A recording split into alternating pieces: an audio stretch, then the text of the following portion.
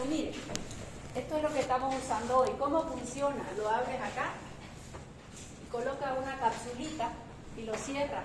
Y el paciente aquí pone la boca y hace esto. Ya se llama inhalador de polvo seco, a diferencia de los inhaladores tradicionales que traen el gas propelente, que muchas veces les hace mayor cuadro asmático.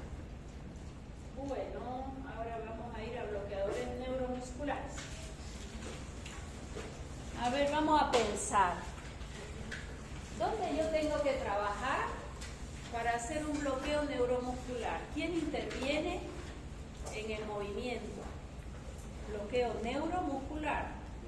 Mi tejido muscular tiene que tener inervación, ¿verdad? Si no, yo no puedo hacer esto.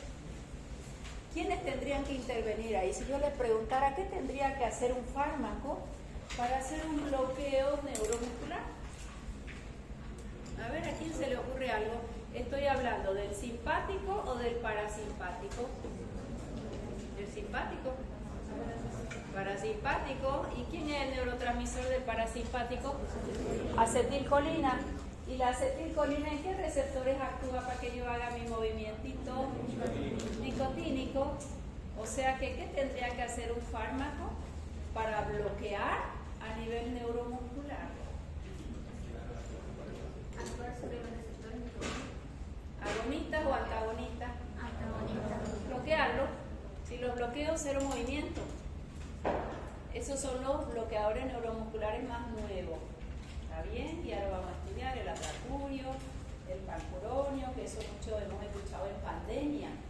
¿Por qué el atracurio era tan apetecido en pandemia? Cuando yo quiero hacer un bloqueo neuromuscular, ojo, no es lo mismo que un relajante muscular que viene con un analgésico, estoy contracturada, me tomo un relajante muscular y sigo viajando.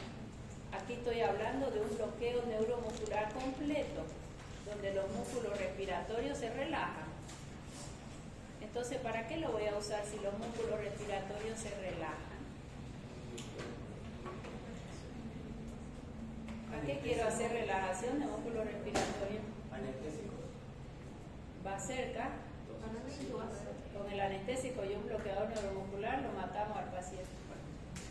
Siga pensando, pero va cerca, caliente, caliente. Para hacer una intubación. Sí, señora, ¿quién lo dijo? Me encanta. A ver, vamos a pensar. Vamos a intubar el paciente y lo voy a conectar a un ventilador mecánico. Meter el tubo con alguien despierto no se puede. ¿Ok? Y si el paciente, ¿qué tengo que hacer? Relajo y meto el tubo y lo conecto. Porque el bloqueo neuromuscular es realmente parálisis, no una relajacióncita. El músculo queda flácido. Parálisis neuromuscular para intubar el paciente. Mientras dure menos, su efectito es mejor y tan lo intubé al paciente. En COVID teníamos muchos pacientes intubados, ¿verdad? Entonces necesitábamos estos relajantes musculares y de pronto no había, era pandemia, le subieron el precio y tal, pero eso es lo que yo necesito, un bloqueador neuromuscular. Bien, si yo bloqueo esos receptores nicotínicos, perfecto, hago el bloqueo y voy a llamar a ese grupo de fármacos bloqueadores o no despolarizantes, porque no va a haber despolarización. Si yo lo bloqueo, no lo dejo actuar. Cuando digo no despolarizante, ¿a qué me refiero? Si ustedes recuerdan un poquito a la historia en la escuela, cuando estudiaban los indios y sus formas de alimentarse, en su lanza ponían curare. El curare era un veneno que ellos preparaban, lo ponían en la punta de la lanza y Chan iba al animal, no lo mataba, pero quedaba paralizado. Entonces ya lo podían sacar la sangre y todo lo que precisaban y comerse la presa. De ahí viene el término curare y de ahí se obtiene la tubocurarina. Fueron los primeros bloqueadores, no anoten, solo quiero que escuchen y vamos a mirar lo más bonito ahí. Primeros bloqueadores neuromusculares, curare. ¿Y qué es lo que pasaba con estas presas? Llegaba a su lanza con el curare y esta presa hacía convulsión, como un movimiento rápido, tetanizaba y de ahí se relajaba y quedaba mirándote, pero no se moría todavía. ¿Qué estoy queriendo decir? Que ellos, a estos receptores nicotínicos, les aumenta su actividad muchísimo.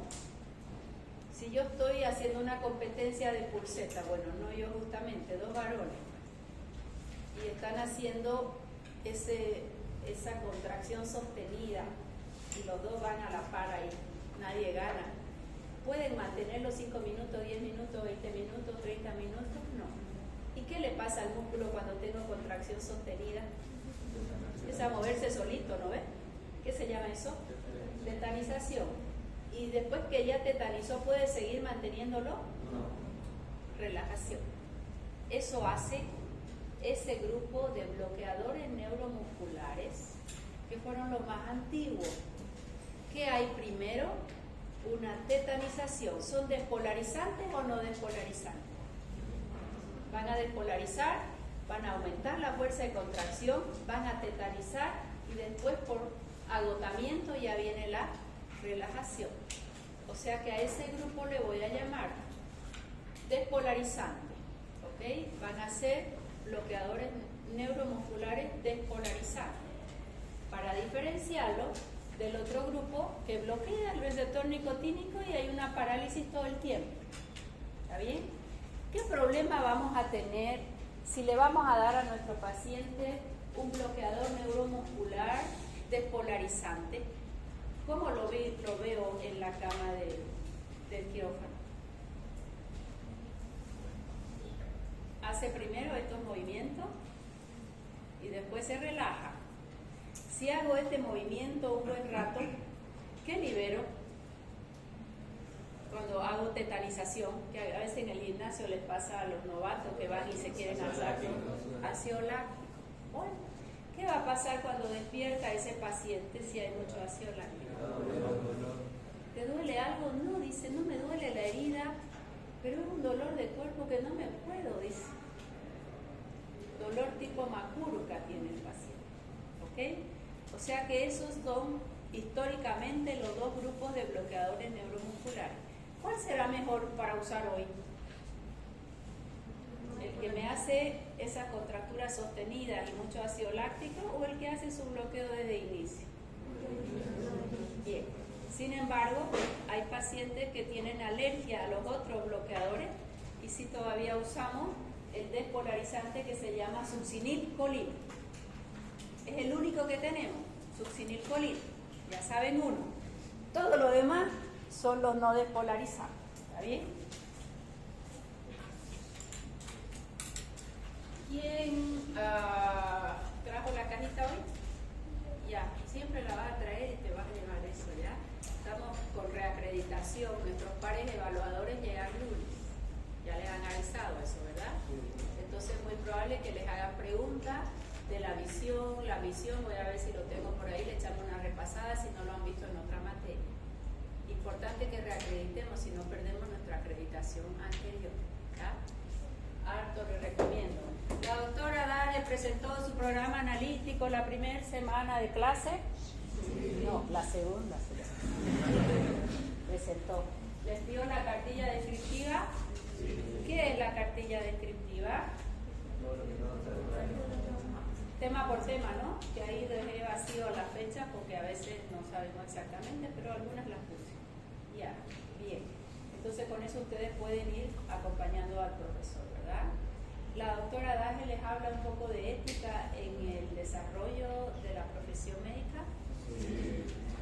Eso era nuestro punto que faltaba en la acreditación, entonces ellos pidieron que tenía que insertarse la ética como una transversal. En realidad yo siempre les hablo de cómo tratar a un paciente, de cómo comunicarse con la familia, con el médico, ¿verdad? Cuando ves algo que no estás de acuerdo, nunca puedes hablar mal de tu colega médico. Si es algo muy garrafal, a lo sumo te comunicas con él. Pero delante del paciente yo no puedo decir, ay, qué barbaridad, ¿cómo le van a dar esto? Calladito, vamos a hacer algo diferente. ¿Se entendió? Ya. Bueno, están aprobados entonces. Debemos reacreditar. Ya. Esta es una hermosa terminación. terminación nerviosa del parasimpático, liberamos acetilcolina. La acetilcolina es uno de los pocos neurotransmisores que no se recaptan directamente. ¿Qué va a pasar con esa acetilcolina en la hendidura sináptica? Se va a degradar. ¿Quién lo hace? Acetilcolinesterasa. ¿Qué fármacos conocen que inhibe acetilcolinesterasa? Ajá. Los organofosforados no son muy fármacos, ¿no ves? Los carbamatos, terciario, carbamato cuaternario. Criaturas mías, tienen que estudiar. Ya, tienen que estudiar. Carbamato terciario teníamos la eserina o bisostigmina, cuaternario teníamos la neostigmina, que la utilizamos en ampolla, en un hilio paralítico. Y teníamos también los organofosforados. Bien, si esta acetilcolina actúa sobre su receptor, ¿qué es lo que van a hacer? La succinilcolina, ¿qué haría ahí? Succinilcolina viene de la tubocurarina, que se libera más acetilcolina. Ese va a ser su mecanismo de acción. Libera tanto que lo satura y después ya no puede hacer contracción y viene una relajación por mucha acetilcolina liberada. ¿Se entendió? Y los nuevos bloqueadores neuromusculares que se llaman no depolarizantes, ¿qué mecanismo tendrían aquí? Bloquea los receptores de acetilcolina, que son los llamados nicotínicos. ¿Quién recuerda dónde más teníamos receptores nicotínicos? Además de placa motora, me voy a matar, fisiología pura. ¿Quién es ayudante fisio aquí? ¿De anato? ¿Qué? ¿Ni un ayudante tengo en la clase? ¿Dónde más teníamos receptores nicotínicos, profesor? A nivel presináptico, del simpático y del parasimpático. Los dos son nicotínicos, los dos responden a acetilcolina. El postsináptico del simpático es noradrenalina. El postsináptico del parasimpático es acetilcolina. Pero de los dos presinápticos, acuérdense, el simpático ¿de dónde nace? Tóraco lumbar. ¿Cómo es la primer sinapsis? ¿Y qué? Que no se acuerdan nada. Dios mío. No consigo pasar con mi pasador las láminas. No sé qué necesitaría yo aquí. Acá. Esa gráfica no se les puede olvidar nunca. Tóraco lumbar, ¿qué sistema es? Simpático. Fíjense, la primer sinapsis preganglionar, ellos son receptores nicotínicos y el neurotransmisor es acetilcolina. Pese a que el postsináptico ya es más largo y es noradrenalina, mientras que el parasimpático es cráneo sacro. Fíjense, la primera sinapsis larga, acá no se ve muy bonito. La primera sinapsis es larga. Ahí tampoco se ve como yo quiero. Ya. La primera sinapsis es larga y aquí es la primera que es nicotínica y la segunda que es chiquitita ya, casi en el órgano efector, también es colinérgica o de acetilcolina, pero el receptor ya es muscarínico, no nicotínico. O sea que preganglionar simpático y preganglionar parasimpático, siempre acetilcolina, receptor nicotínico. Postganglionar, noradrenalina, alfa o beta. Postganglionar, acetilcolina, muscarínico. ¿Quedó clarísimo? Ya. ¿Por qué digo esto?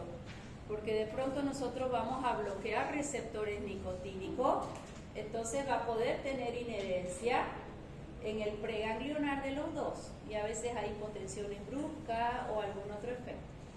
¿Queda claro? No, pero no importa, tienen que estudiar.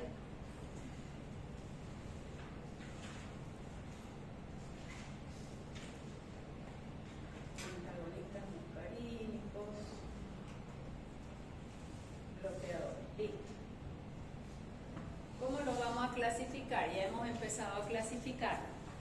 nosotros vamos a actuar de forma, el primero me gusta más, es lo que más usamos, menos efectos adversos. ¿Qué es antagonista? Bloqueos, competitivos, reversibles, receptores, nicotina. ¿De dónde? Placa motora. Si yo lo bloqueo, ¿qué hay? Relajación muscular. ¿Va a ser despolarización o no va a haber despolarización? Son los no despolarizantes. La mayoría de los libros los llama despolarizantes y no despolarizantes. Punto. ¿Ya? Las dos hay que estudiar.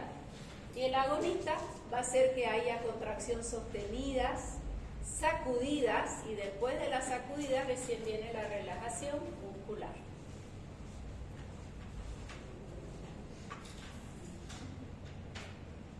¿Quiénes son ellos? Los no despolarizantes son los antiguos, o como es lo despolarizante. Así lo encuentran en la literatura. BND, bloqueadores neuromusculares despolarizantes. La mayoría de los artículos solo ponen las tres iniciales, ya bien estudiaditos. Bloqueadores neuromusculares despolarizantes. Ese quedó solo succinilcolina vivo hasta el día de hoy. Si hicieron alguna vez en fisiología les tocó en pandemia, no, si ya estamos al 2025. ¿Vieron cuando tenían la piernita del sapo, de la rana, y le pusieron succinilcolina y tetanizaba? Ya no dejaron de hacer eso. Más bien, yo casi me muero. Yo le tengo, ¿qué se llama cuando me da miedo la rana? Fobia, una fobia extrema. Yo me acuerdo cuando era pequeña, mi niñera se llamaba Felicia, yo la quería mucho, y ella le tenía pánico escénico a la rana y los sapos, y eso me lo pasó a mí también. Entonces yo puedo tener una víbora y una rana y me voy con la víbora. El otro día que fui a Buenavista, me levanto temprano, un rezo muy bonito, y me pongo en un asiento hermoso a leer mis libros favoritos, y de pronto sentí que alguien me miraba, ¿no? Y alzo así la mirada porque era muy temprano, 6 de la mañana, todo el mundo dormía, todo el mundo de vacaciones. Vas a un rezo, ¿no? No vas a levantarte a las 6 de la mañana a agarrar un libro, ¿no? Esa soy yo. Ya. Entonces, mi hijo me decía, mamá, no puede ser así. Le digo, cállese la boca, que es un placer aparte que haya cero ruido en la naturaleza, y yo con mi libro acá. Que me desperté, digamos, ¿qué iba a hacer? Y sentía una mirada y alzo así, una víbora larga, negro con rojo, porque está en medio campo el reto, ¿no? Ajá, y le faltaba ya ni un metro para llegar a donde estaba yo. Ay, mi niña, le digo, quédese quieta un rato que yo me voy a levantar y no le voy a cortar su camino. Me levanto despacio. O sea, no me siento agredida. Si fuera una rana hubiera saltado de ahí, hubiera quedado en el techo, ¿no? Y camino y se quedó quieta, aunque ustedes no crean. No sé si fue mi imaginación. Había un señor que era el jardinero y le digo, mira esa viborita de allá. Le digo, no me está dejando leer mi libro porque está casi cerca de mi asiento. Y no, y ¡pah! Es venenosísima, me dijo, señora. Y le pasó con su hacha, le cortó la cabeza, quedó la cola moviéndose, me dio mucha pena, pero ¿qué íbamos a hacer? Con eso, ¿qué les quiero decir? Que el pánico, cuando es pánico, es terrible. O sea, la víbora no me da pánico, que a otras personas sí, como a una rana, ¿no? Y cuando hicimos acá la bendita rana, salí en quinta y el profesor se dio cuenta. No, eso fue en farmacia en Argentina. Y yo era la que iba a llevar borrador, ¿qué más necesitan? Y salía corriendo disparada del laboratorio. Y me dijo, ¿por qué usted sale tanto? Me dijo el profesor, era el doctor Boito.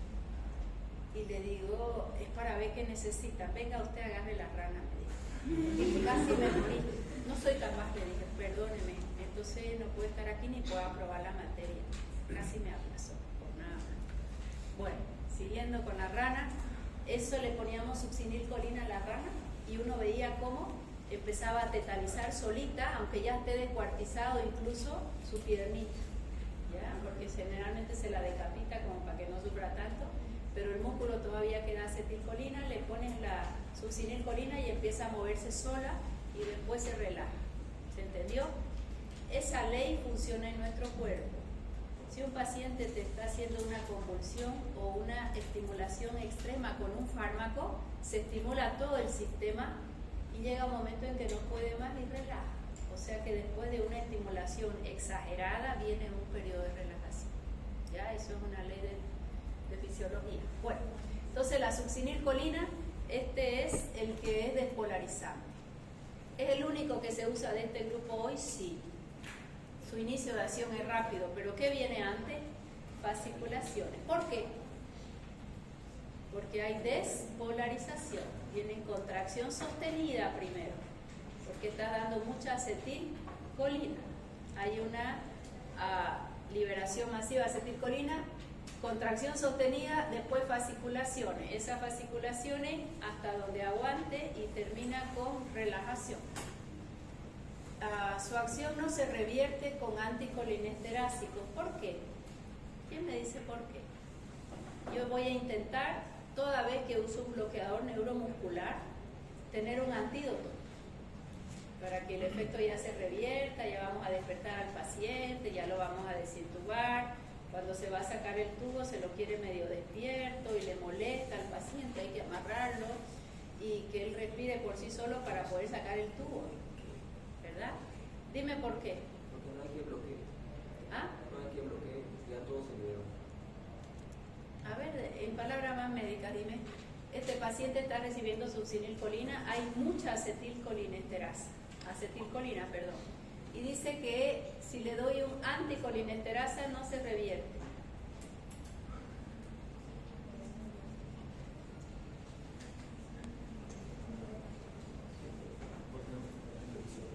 ¿Ah?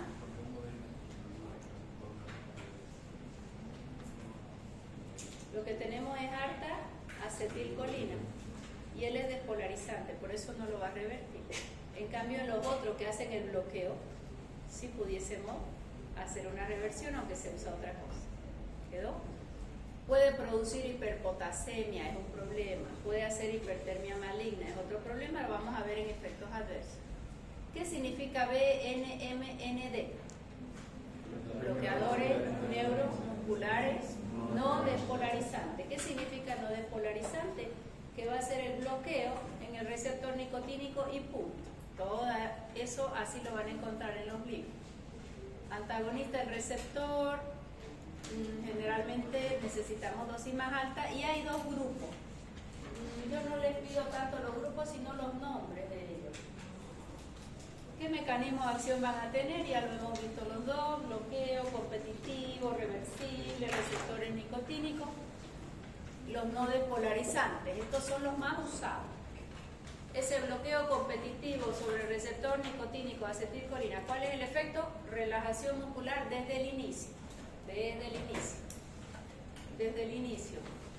Coadyuvante en la anestesia, en realidad lo que necesitamos es relajar los músculos respiratorios para poder intubar. A veces van a escuchar ustedes en la terapia o en la emergencia, cuando intubaron al paciente, en quirófano más que todo, y ya lo estamos queriendo despertar, tiene que estar despierto para sacar el tubo, es horrible eso, porque sienten el tubo adentro, era una apendicitis, y lo tienen que ir despertando y él está con el tubo adentro, para que saquen el tubo, que sea consciente y respire. ¿Ok? Entonces a veces escuchamos, este paciente está peleando con el respirador. Como te molesta, ¿qué intentas hacer? No se acopla. Eso lo van a escuchar más en un paciente que lleva días intubado en la terapia y de pronto están intentando sacar la sedación y él pelea con el respirador porque ya sus músculos están intentando tener su contracción y él, si yo meto algo extraño, ¿qué hace mi músculo? Ok, entonces hay que nomás sedarlo, dice, hay que nomás sedarlo hasta que mejore su saturación, todavía no está listo. Entonces eso es pelear con el tubo. Nadie que esté consciente y despierto va a relajarse y decir, ay, me voy a relajar para que esté el tubo ahí metido. ¿Okay? Eso se llama pelear con el respirador.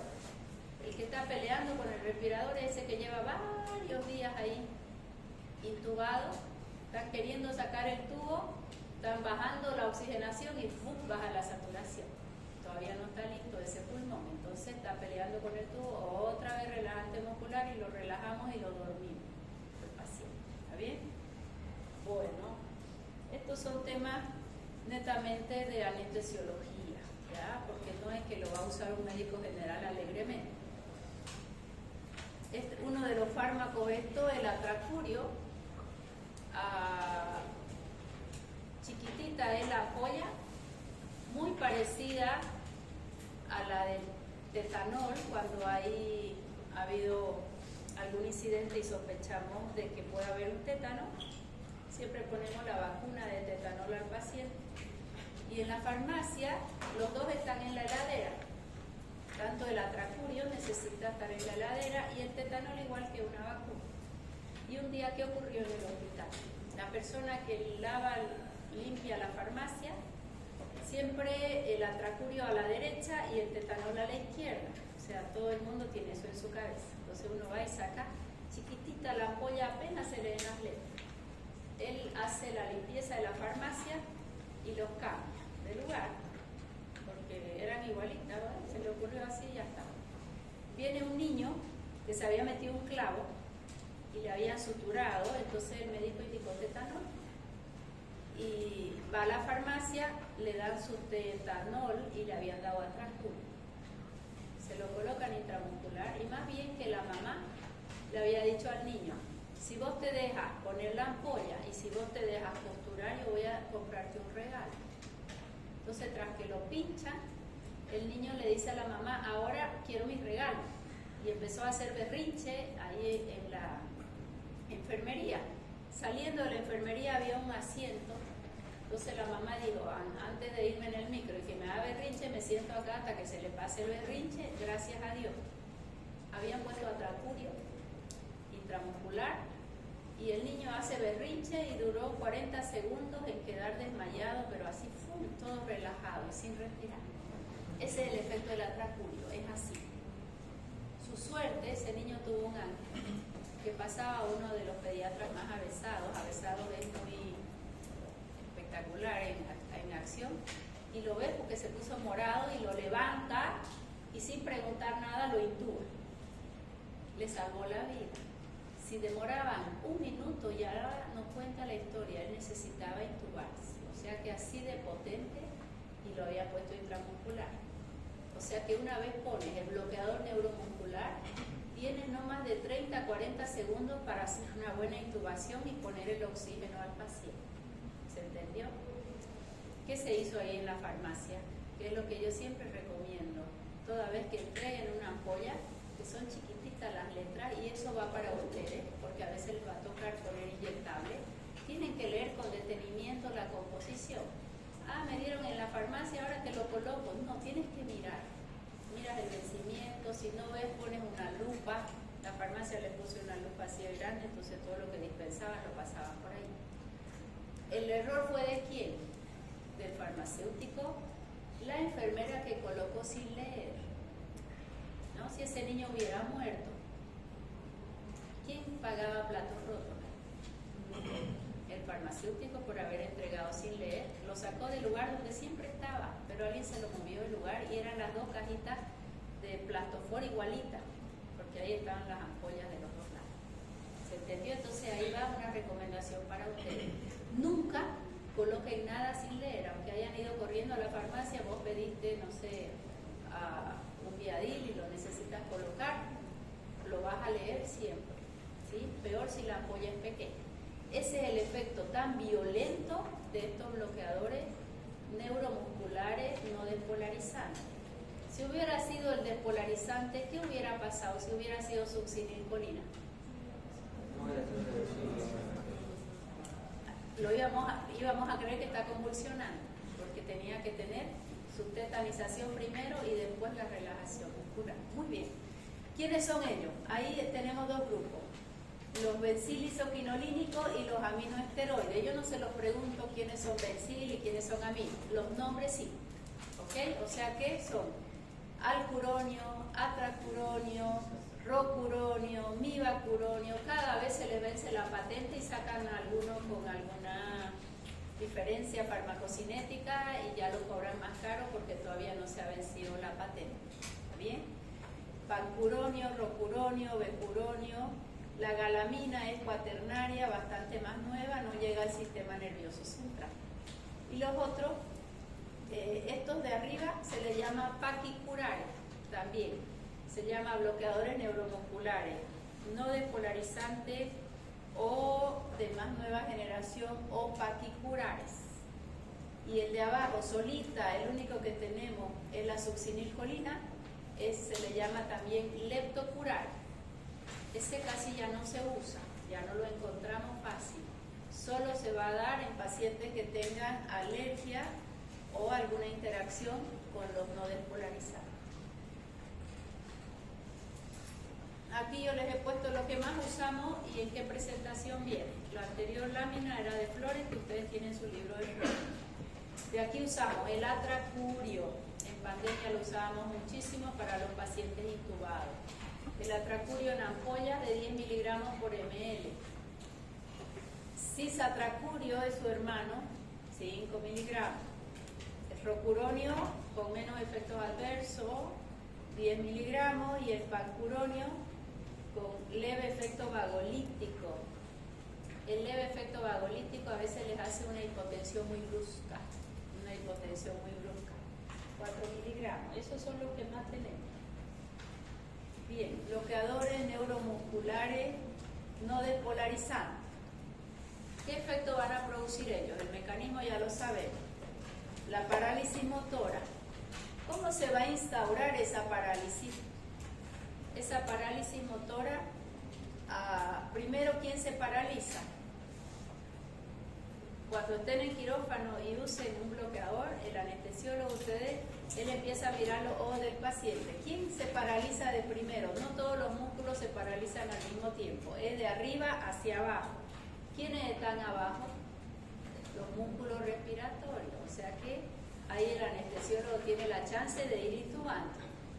Primero se paralizan los músculos extrínsecos oculares, después los faciales, después el cuello. Y ustedes van a verlo, nunca se les va a olvidar cuando lo vean físicamente, cómo se van cayendo los músculos, o sea, es una relajación extrema.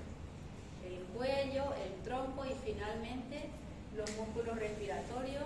¿Cuáles son los músculos respiratorios? Diafragma y los intercostales. Cuando ya vas a despertar al paciente, que ya pasó su efecto y vamos a sacar el tubo, la recuperación es justo al revés. Primero los músculos respiratorios y eso va subiendo tronco, cuello y ojos, ¿ya?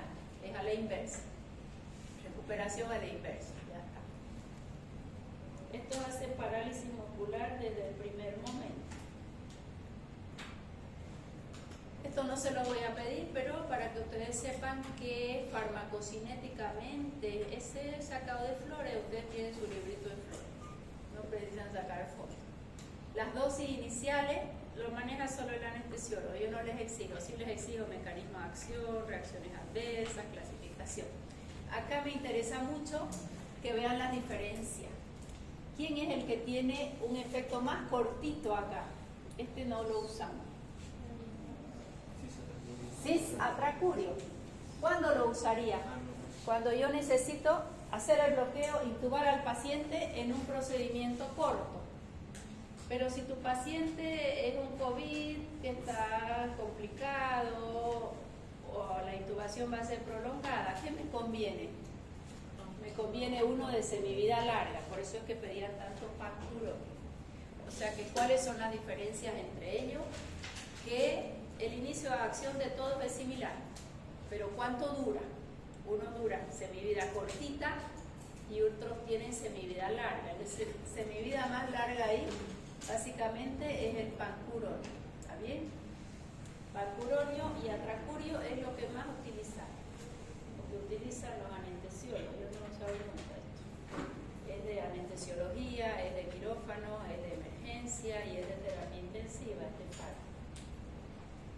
¿Cómo lo vamos a revertir? A veces ya el paciente va con buena saturación y ya queremos, nos hemos pasado de dosis o ya quiero ir despertando al paciente. ¿Cómo voy a hacer ese bloqueo neuromuscular? Pudiera usar un anticolinesterásico como una neostigmina más lo que usamos acá se llama Sugamadex.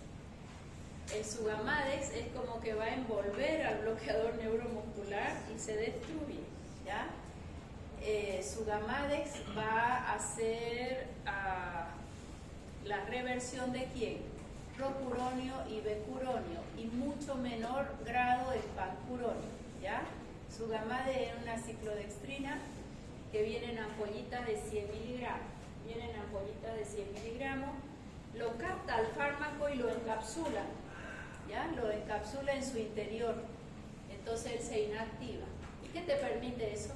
Si él estaba con el bloqueo neuromuscular, que rápidamente el músculo ya se recupera. ¿Y para qué vas a usar? Cuando ya quieres sacarle el bloqueo neuromuscular, vamos a desentubar al paciente y necesito que él ayude con su respiración. Esa desentubada es horrible para el paciente. Se desespera, tiene que tener plena conciencia, porque si no, deja de respirar. O sea que tiene que ser, y hay alguien en su oreja que le tiene que ir ayudando. Usted siente eso, es muy desagradable, nos va a ayudar un poquito, le va a molestar, pero si usted respira por sí solo, ya se lo sacó el tubo. Y a veces, ¿qué ocurre? Sacan el tubo y hay un cierre espontáneo de la glotis. Sucede pocas veces. Y deja de respirar el paciente. Ahí se hace corticoide, una hidrocortisona, que es el corticoide de acción más rápida, una ampollita entre 100 a 500 miligramos, porque es como un proceso como inflamatorio alérgico. Si tuvo el tubo ahí tanto tiempo, sacaste el tubo y ya se cerró la glotis. Entonces no va a haber oxigenación en el paciente, ¿no? Ahí se hace el corticoide de dosis alta, se le hace adrenalina y se intenta volver a meter el tubo en la mayoría de los casos, si no se revirtió, con adrenalina y con hidrocortisona. Es uno de los problemas que está dentro de lo esperado de baja casuística. Bien, ¿cuánto vamos a dar de dosis? Él viene de 100 miligramos, 2 miligramos por kilo. Esa es la dosis que vamos a dar, 2 miligramos por kilo. Tubocurarina no usamos hoy en día. Fue uno de los primeros, la tubocurarina, uno de los primeros. ¿Y qué problema había? Ella libera histamina. Liberaba histamina, y si libera histamina, ella es un autacoide vasodilatador, caía la presión. Y si hay histamina, ¿qué pasa a nivel bronquial? Broncoespasmo y como crisis de asma. Ella fue uno de los primeros que se usó. Hoy ya casi no se usa y tiene esos dos problemas, ni para los asmáticos, hipotensión severa. Mientras que pancuronio ya fue una excelente alternativa, menos efectos adversos, los más modernos, atracurio, becuronio, doxacurio, poquitos efectos cardiovasculares. ¿Qué es lo que más se espera cardiovascular? Que el paciente haga hipotensión. Y el pancuronio hace una respuesta, en lugar de hipotensora como los de arriba, hipertensora. O sea que ahí depende del antecedente del paciente. Si es muy hipotenso, voy a usar pancuronio. Si es más hipertenso, probablemente me quedo con un atracurio. Ventajas. Cisatracurio es más nuevo que atracurio. ¿Qué hicieron con él? Menos tóxico, menos liberación de histamina. Así te lo vende la industria. Si al atracurio ya se le venció su patente, cualquiera puede hacer atracurio y de costar 20 pesos ya va a costar 8. ¿Ya? Eso siempre lo tienen que pensar. Cuando sale un fármaco del mismo grupo con alguna modificación, no es que sea lo máximo, es que se venció la patente, entonces ya todo el mundo puede hacer el mismo fármaco, cualquier industria, y el precio cae porque hay más oferta. Entonces, el que descubrió lo patentó y descubrió la molécula, le hace un poquito de cambio ahí y te lo vende al médico, la visitadora, como wow, esto es lo máximo. Omeprazol y esomeprazol, no, este es mejor. Tienen el mismo mecanismo de acción, después ustedes me dirán cuál es la diferencia. Son farmacocinéticas, ¿de acuerdo? O que una se biotransforme por un CID y otra por el otro CID y sería todo. Lo mismo ocurre acá. Cisatracuronio Te lo venden como menos toxicidad, probable menos liberación de histamina, el rocuronio mayor rapidez, nada que sea ya. Cisatracurio, la dosis 0,15, son dosis bajingas, fíjense, 0,15 miligramos por kilo. Si pesa 50 kilos tu paciente, ¿cuánto le va a dar? ¿Ah? 50 kilos, 50 por 0,15, ¿cuánto es? ¿Vamos? Sería 7.5. ¿Ah? 7.5. 7.5. Y esa intubación se puede lograr en cuántos segundos tiene de chance el anestesiólogo para meter el tubo. Porque no puede meter el tubo y después relajar, es justo al revés. Relaja y ahí el anestesiólogo tiene poquito tiempo porque ese paciente ya no va a respirar. Tiene 120 segundos. ¿Ya? 2 minutos exagerando. Mientras más minutos él quede sin oxígeno, las secuelas van a ser mayores. ¿Sí? Tras la inducción de la anestesia con propofol. ¿Qué es el propofol? A ver, busquen el propofol. ¿Cuál es su principio activo o de dónde se extrae el propofol? Esto dio un antes y un después en la anestesia. En la anestesia general, tu paciente va a ser intubado, necesita anestesia general. Todos los pacientes olían a cloroformo porque eran derivados halogenados con muchos efectos adversos. ¿Ya? El alotano, el fluorano, y de pronto aparece este propofol. A ver, ¿quién encontró? ¿De dónde se obtiene el propofol? Su principio activo, su materia prima de propofol. A ver.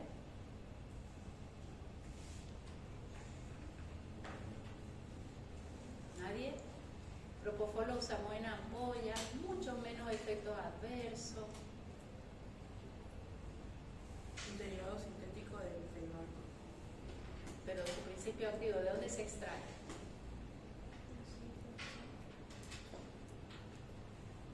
¿Nadie? Se produce inicialmente a partir de derivados de benceno, que son de los Sigue participando. Propofol se obtiene de la soya. Se obtiene de la soya. ¿Nadie lo encontró? ¿De la soya? Sí, aquí yo mencioné usted. Ah, a ver, fuerte. El propofol es altamente lipofílico, no soluble en agua, por lo que se formula en una emulsión grasa, generalmente con aceite de soya, glicerol y lecitina de huevo, para poder administrar por vía intravenosa. Lecitina de huevo, soya, y él es liposoluble, se lo coloca endovenoso. Si es una grasa, ¿yo puedo colocar endovenoso? No, tiene que estar emulsificado. ¿Quién recuerda qué era una emulsión? O yo puedo poner una grasa, una vitamina E, puedo poner directo en vena, no, porque voy a hacer pequeños bloqueos, ¿no? ¿Qué era una emulsión? Si él es grasa, la emulsión tiene dos fases, una acuosa y una oleosa. Al medio hay un emulgente. Emulgentes hay que tengan grasa por fuera y agua por dentro. Entonces el agua queda dentro y la grasa por fuera y se ve algo que está como bien homogéneo. Y hay emulsificantes como este que van a usar aquí, que tiene que ser agua por fuera y la grasa por dentro, porque los hidrosolubles sí va a poder ingresar a torrente circulatorio. Entonces, ¿qué es una emulsión? Va a ser una forma farmacéutica donde conviven un estado acuoso con uno oleoso. ¿Cómo lo pueden hacer? Por un tercer compuesto que se llama emulgente. ¿Por qué se caracteriza el emulgente? Porque tiene un polo hidrófilo y otro hidrófobo. Hay emulgentes agua en aceite y aceite en agua, según cuál quieres por fuera y cuál quieres por dentro. ¿Quedó mejor? Se los voy a preguntar, formas farmacéuticas en el parcial, voy a preguntar farmacocinética, vías de administración, para que se vayan estresando un poquito.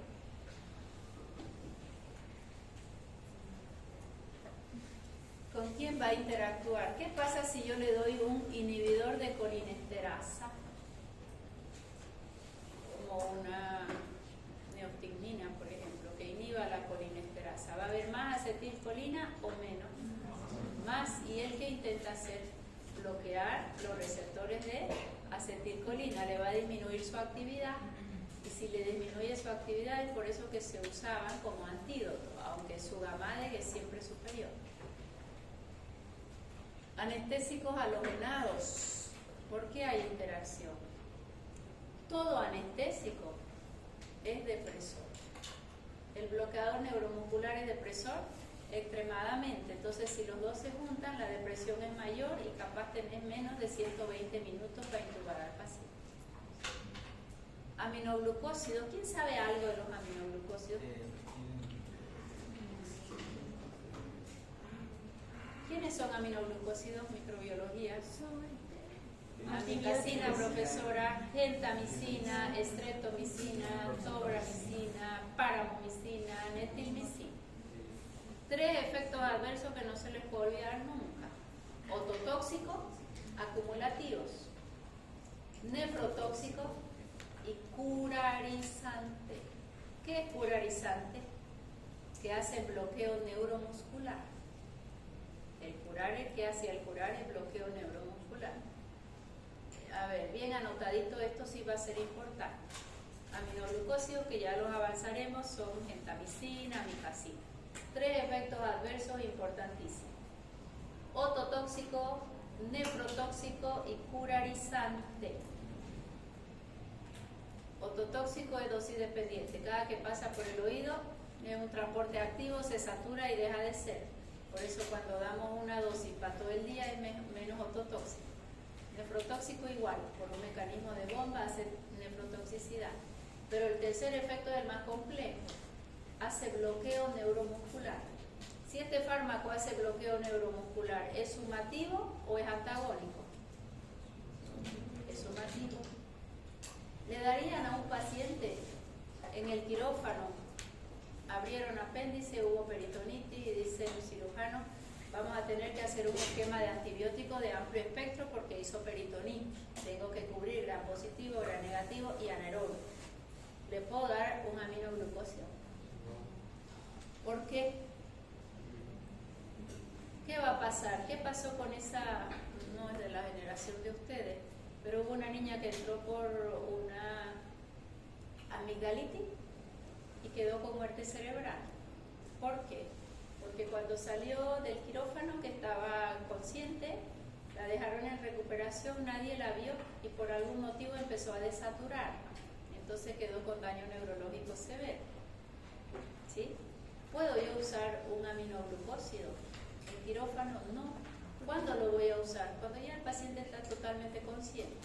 Pero en una sala de recuperación nunca, como profilaxis antibiótica, solamente si ya va a ser intubado el paciente, porque es un efecto adverso esperado. Y bloqueadores de canales de calcio no hemos avanzado todavía, son grupo 1, grupo 2 y grupo 3. ¿Por qué? ¿Qué le dice la palabra bloqueadores de canales de calcio? ¿Qué es su mecanismo de acción? ¿Qué pasa si yo no dejo entrar al calcio? ¿Se contrae o se relaja el músculo? Se relaja. ¿Y qué hacen estos fármacos? Bloqueadores neuromusculares, la relajación va a ser mayor. ¿Con quién? Con aminoglucósidos y con los bloqueadores de canales de calcio y también con los anestésicos porque son depresores. Y con los inhibidores de colesterasa, ¿hay agonismo o antagonismo?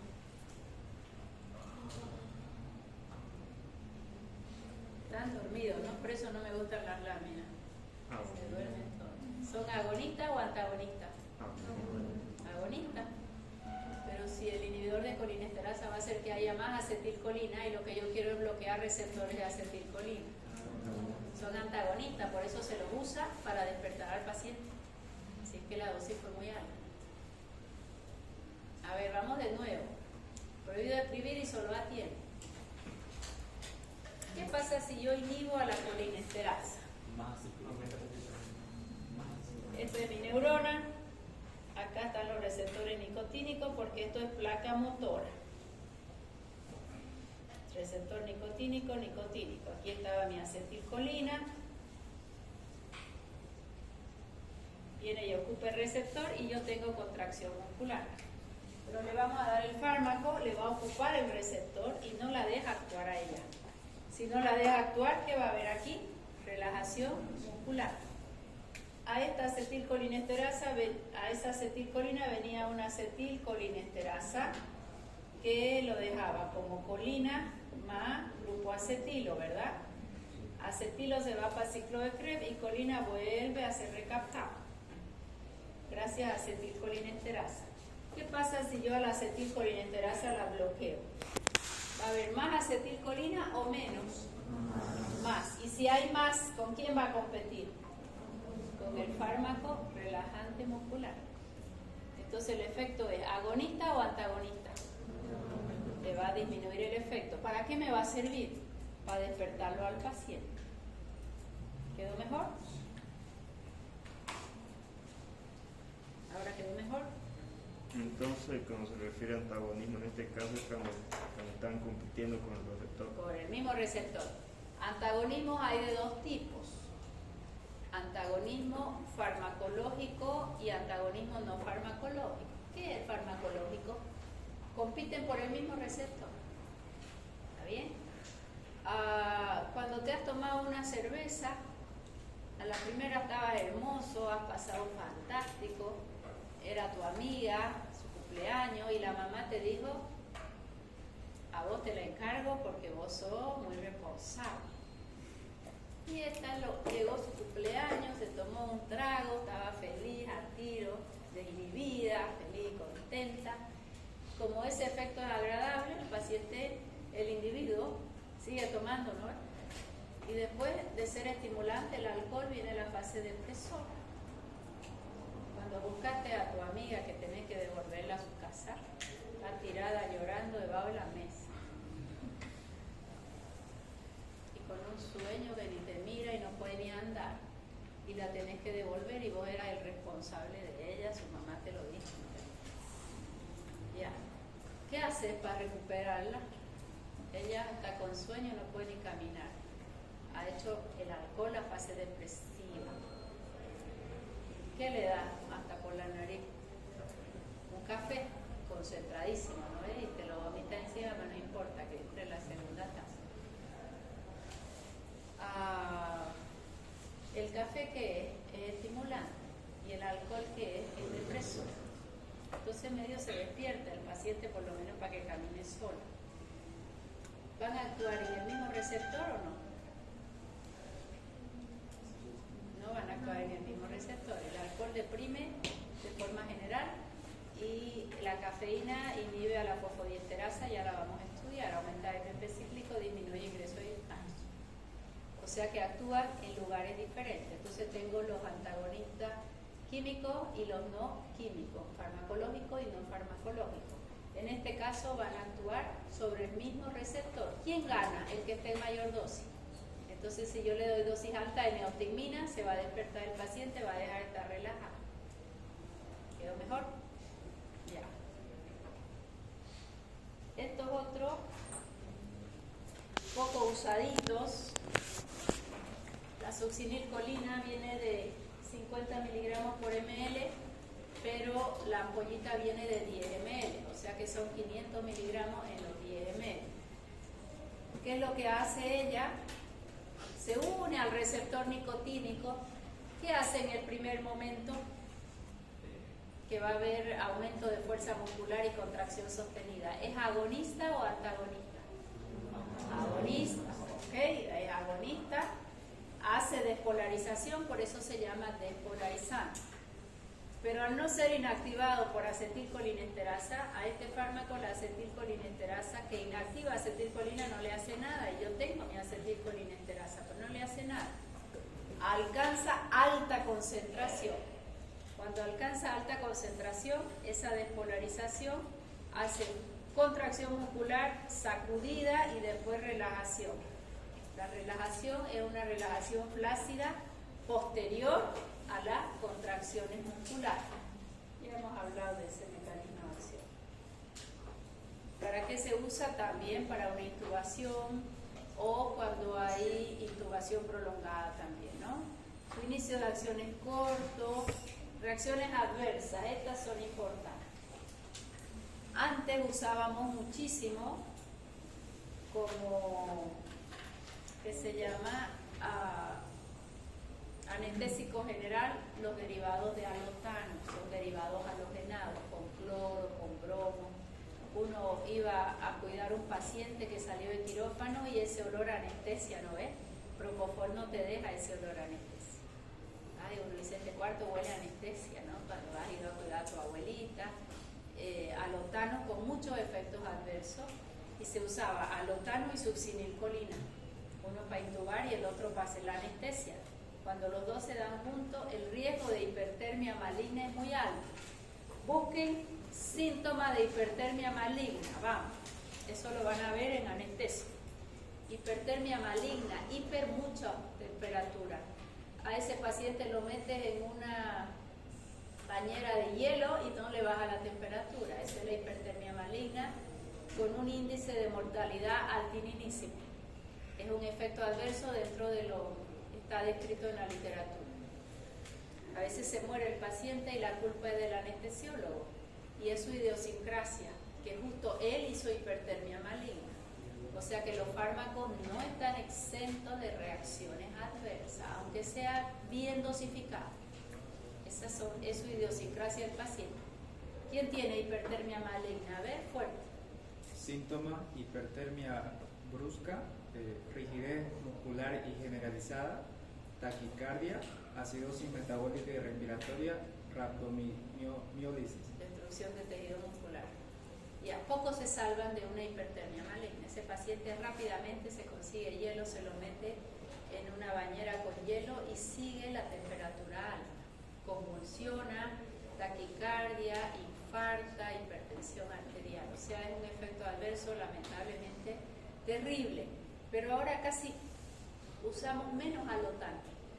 Se usa más el propofol. El problema es que el paciente sea alérgico a la soya. Ahí no se le puede dar propofol, ¿no?